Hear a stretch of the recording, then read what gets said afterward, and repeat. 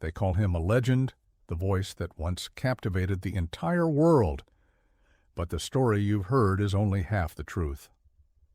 At 97, Van Morrison shocked everyone by revealing 6 drummers he absolutely despised, players who once stood behind him under the stage lights, collaborators who turned into adversaries, and icons the world worshipped while he bristled. Join us as we uncover each secret one by one. And no, you may not like what you learn, but you'll understand why. Van Morrison's crusade was never just personal. It wasn't a casual gripe. It was a philosophy. At 97, he still says the same thing. Don't confuse aggression with artistry. He warns modern drummers not to trade feeling for technique. If you pedestal technique at the expense of emotion, you perpetuate the cycle. In one interview, he put it starkly, and music becomes mathematics, not art. For Van, technical brilliance without emotional depth can alienate the listener and wound the spirit of music itself. He acknowledged extraordinary skill, yet insisted that mastery severed from feeling becomes harmful. His commentary was never meant to diminish achievements. It was to highlight a philosophical divide. Phil Collins to Van. Phil Collins was never just a drummer. He was a symbol of what happens when rhythm loses its humanity. This is about connection, not domination, Van barked more than once. In the S0891 period, every pop hit seemed to carry that instantly recognizable drum sound, gated reverb, machine-like precision on every session track. Van experienced it as an assault on the heartbeat of music. In 0991, during one studio session, a young drummer started copying Collins, double-tap snare patterns and factory-tight precision. Van stopped him immediately, voice firm, eyes blazing. "You're here to make music, not simulate a battleground. I hire drummers to create a sanctuary, not to imitate war zones." He later muttered about digital death in rhythm, the reduction of a human pulse to assembly line regularity. Van respected Collins' skill. He said so. His objection wasn't to talent. It was the philosophy behind the playing, that sheer volume and machine-perfect accuracy could replace breath, intimacy, and spiritual pulse. He wanted rhythm to shape a song's emotional arc, not batter it into submission. Lars Ulrich next up. Lars Ulrich of Metallica.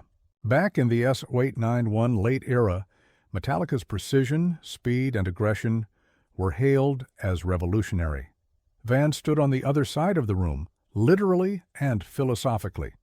At one showcase, he sat through 2 songs, then reportedly left. Halfway, turning to his companions in near disbelief, "This isn't music, this is sonic terrorism." He later asked, "Imagine a man revered for musical intuition, and you watch him turn the drums into artillery. Is that strong? Sure. But beautiful rhythm becomes destruction when it turns into an assault, rather than a pulse." He once quipped that to him, the way Ulrich treated rhythm looked like using drums as weapons of war rather than instruments of peace. Van wanted a drummer to cradle the listener, to connect, to whisper and shout with him. Not to dominate the room. He demanded nuance and dynamic shape. He heard relentless double bass attacks, tireless snare hits, and predictable fills as the death of subtlety. Stewart Copeland, number 3, Stewart Copeland. Most fans hear Copeland's drumming as kinetic, playful, a fusion of punk energy and reggae grooves. Van heard something else entirely. In interviews, he called Copeland's snares machine gun fills, and complained that even decades later, the pattern still haunted him. A drum beat should be a heartbeat, not a weapon. During the S0891 late period, while Copeland was at his peak with the Police, Van attended recording sessions in New York. Producers recall tense moments when Copeland-inspired references crept into tracks, rapid-fire accents, abrupt tom runs, sudden snare strikes. Van, visibly tense, would stop a mid-take performance. "This isn't a conversation. It's a machine talking over a human. To Van, rhythm is meant to breathe, to shape the emotional arc of a song, not to distract from it. He sought landscape and feeling. Brutality was the problem, not ability. Neil Peart, number 4. Neil Peart. Universally known as the genius behind Rush, Peart's odd time signatures, intricate fills, and signature precision became the blueprint for modern progressive drumming in the S07 and S8 late eras. Fans reveled in the complexity. Critics applauded the ingenuity. Van acknowledged the talent, no question. But he called the room energy almost violent when the playback ran. You can't heal the soul with assault. He described the atmosphere as emotionally disconnected, the pulse lost to technical mastery. The problem, he insisted, wasn't the man, it was the philosophy. When rhythm becomes a vehicle for ego, the song suffers. Van summed up his position simply, I don't hate drums. I hate what happens when rhythm becomes ego.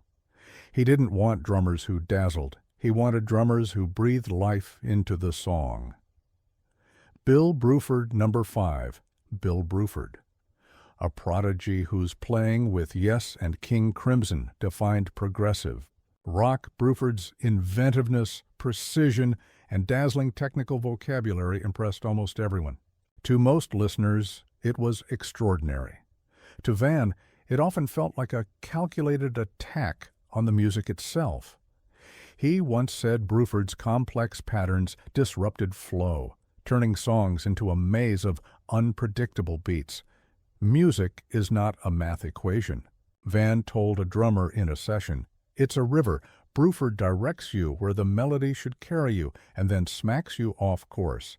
In a 9/8 9-1 session, Van reportedly asked a drummer to stop copying Bruford-inspired fills and feel it, not compute it. Van's issue wasn't mechanics alone.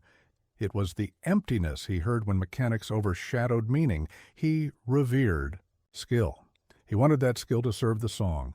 Travis Barker, number 6, Travis Barker.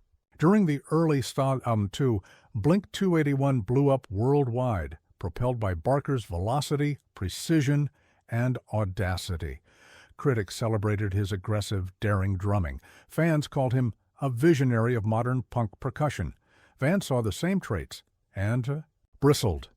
At a festival, thousands roared as Barker performed.